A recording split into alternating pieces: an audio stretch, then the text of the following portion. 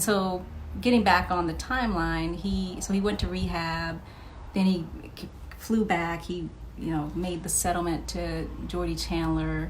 And another funny thing that happened, like maybe about a year after that, it was about 1994, we had the earthquake, the Northridge earthquake. That Northridge earthquake was horrific.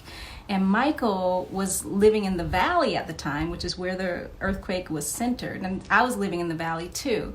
So those of us who lived in the San Fernando Valley got it much worse than anywhere else because that's where it was centered. But a lot of people don't know this, and maybe I'm breaking some news here, but when he was married to Lisa, he not only lived with Lisa, but he would also stay with Dee Dee Jackson, who is the mother of 3T, which is Tito's sons. Okay. And Dee Dee also had a house in the valley. So if I recall correctly, Michael was at Dee Dee's house when the Northridge earthquake hit.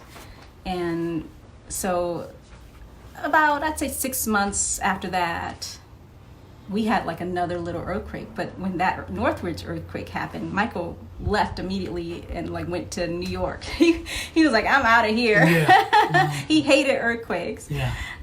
But we had another little earthquake about 6 months later, and Michael happened to call like right after we had it.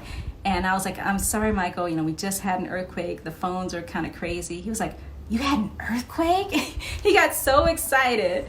And he was like, you had an earthquake? How big was it? Was it big? I said, it wasn't that big, but it was enough to kind of scare me. He was like, oh my God, see, I'm so glad you guys had an earthquake. I said, what?